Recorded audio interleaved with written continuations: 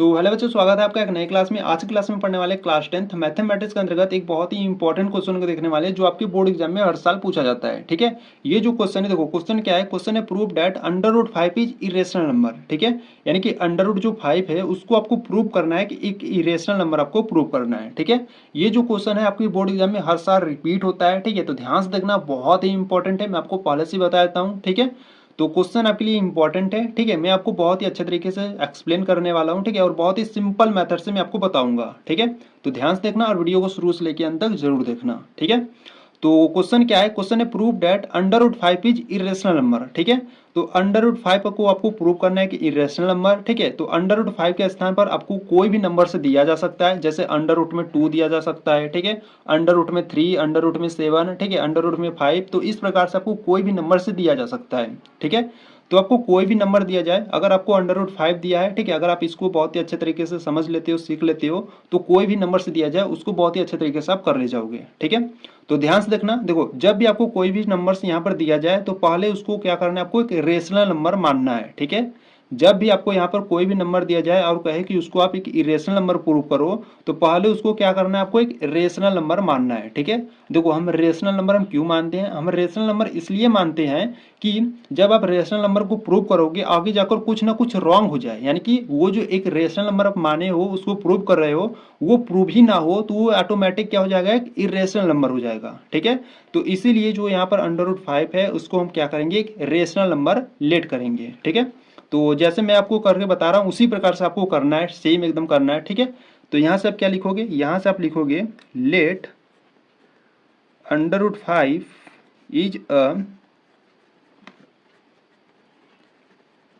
Rational number. ठीक है, अब रेशनल नंबर आप जानते हो क्या होता है। ठीक है, देखो अगर आप अंडर रूट 5 को रेशनल नंबर माने हो, लेट करे हो, तो उसको रेशनल नंबर की इक्वल करोगे। ठीक है, तो यहाँ से आप लिखोगे so that under root 5 is equal to P by Q. ठीक है, यानी कि पी बट्टे क्यू।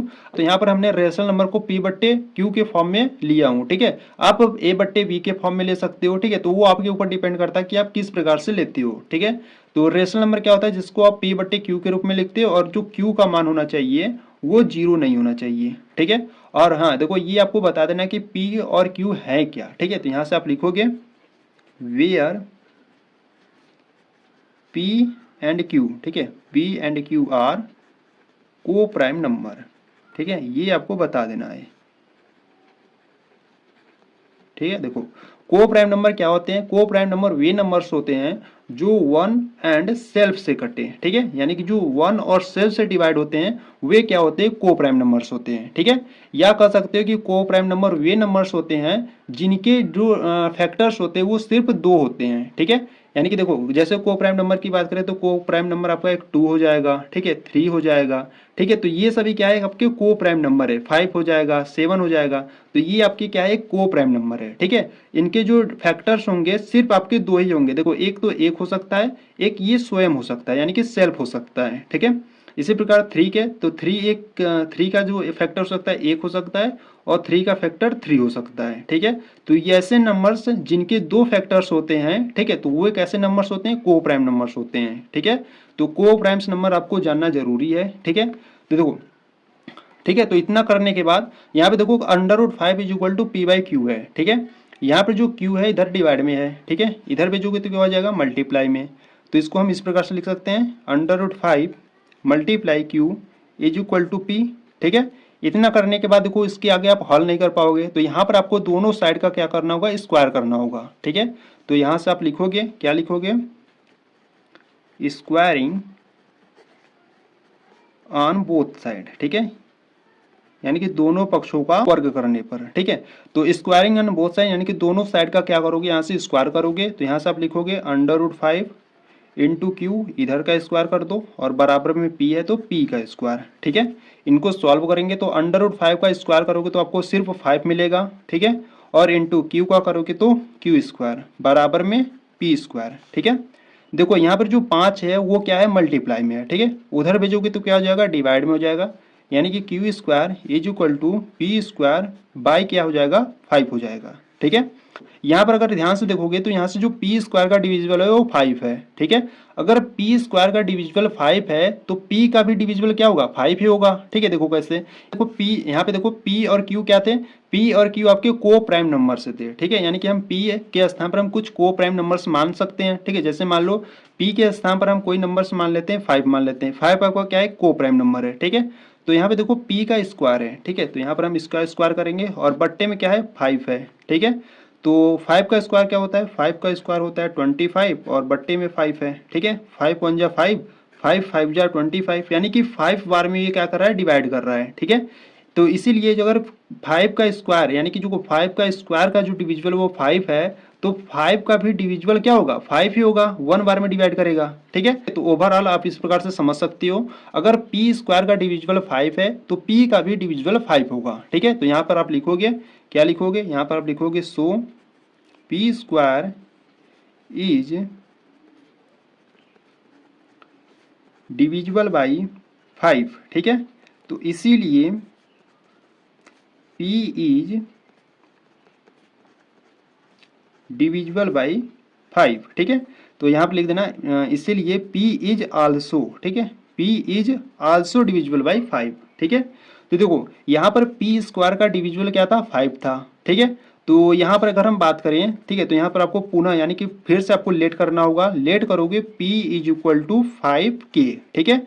देखो यहाँ पर k के स्थान पर आपको कुछ भी मान सकते हो, एक्स वाई जेड, आपको जो मन करे वो आप मान सकते हो, ठीक है। पर ये मैटर करता है कि p इक्वल टू हम 5 के क्यों माने हैं, ठीक है। देखो हम p इक्वल टू 5 के इसलिए माने हैं क्योंकि देखो p का जो मान है हम यहाँ पर रखेंगे तो वो 5 से डिविजिबल हो जाएगा, ठीक है।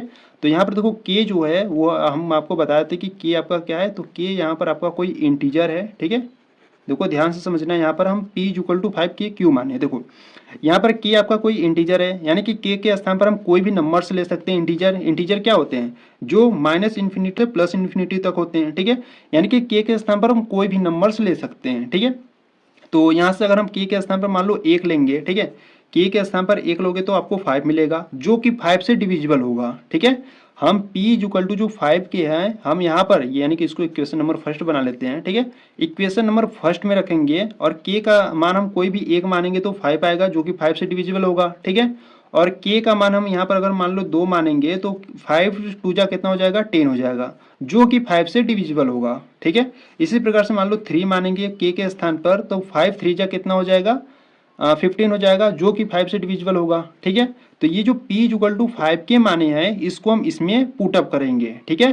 तो यहाँ पर हम लिखेंगे, क्या लिखेंगे, यहाँ से आप लिखोगे पुटिंग दिस वैल्यू, ठीक है, putting this value in equation first, ठीक है।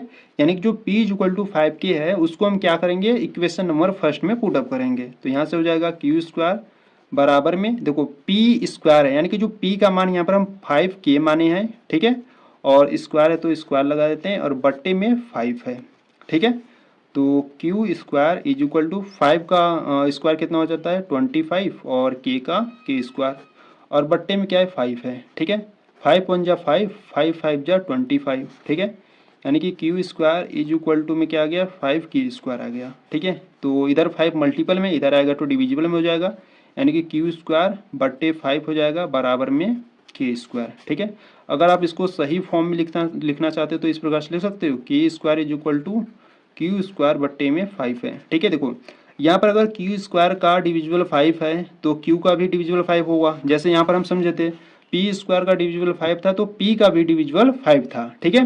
तो इसी प्रकार से यहाँ पर भी है, तो यहाँ पर आप लिखोगे so Q square is divisible by 5, ठीक है। अगर क्यू स्क्वायर का डिविजिबल 5 है तो इसीलिए Q is also divisible by 5, ठीक है। देखो यहाँ पे जो p का डिविजिबल था वो भी 5 है और यहाँ पर q का भी डिविजिबल जो है वो भी 5 है, ठीक है। तो यहाँ से आप लिख सकते हो कि हियर p एंड q, ठीक है, p and q have 5 as common factor, ठीक है, कॉमन फैक्टर, ठीक है, यानी कि जो P एंड Q का जो कॉमन फैक्टर है वो क्या है, 5 है, ठीक है।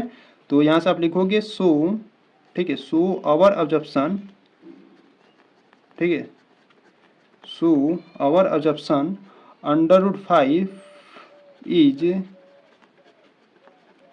रेशनल इज रॉन्ग, ठीक है। ठीक है, देखो यहाँ पे जो √5 था जिसको हम एक रेशनल नंबर माने थे, हम उसको एक रेशनल नंबर प्रूव नहीं कर पाए, ठीक है। जब आप √5 को एक रेशनल नंबर प्रूव नहीं कर पाए तो ये क्या हो जाएगा, एक ऑटोमेटिक क्या हो जाएगा, एक इरेशनल नंबर हो जाएगा, ठीक है। तो यहाँ से आपको लिख देना है, इसीलिए जो √5 है, ठीक है, √5 इज अ इरेशनल नंबर, ठीक है, इरेशनल नंबर, ठीक है। तो इस प्रकार से आपको प्रूव करना था, ठीक है। बहुत ही सिंपल मेथड है, अगर आप इस मेथड से करते हो बोर्ड एग्जाम में आपका किसी भी प्रकार का नंबर से नहीं कटेगा, ठीक है। अगर आपको कुछ भी डाउट है तो एक बार फिर से देखो वीडियो को, बहुत ही अच्छे तरीके से समझ जाओगे, ठीक है। तो ये जो आपका √5 था, इससे पहले हम √2, √3, √7 को बहुत ही अच्छे तरीके से डिटेल से मैं आपको कंप्लीट करा चुका हूँ। तो अगर आप उन सभी वीडियो को देखना चाहते हो तो आपको प्लेलिस्ट को चेकआउट करना होगा, ठीक है। तो एक बार प्लेलिस्ट को जरूर चेकआउट करना, ठीक है। तो अगर आपको ये वीडियो अच्छी लगी तो वीडियो को लाइक कर देना, ठीक है। चैनल पर नया है तो चैनल को सब्सक्राइब कर देना, ठीक है। चलो मिलते हैं नेक्स्ट वीडियो में, तब तक के लिए जय हिंद, जय भारत।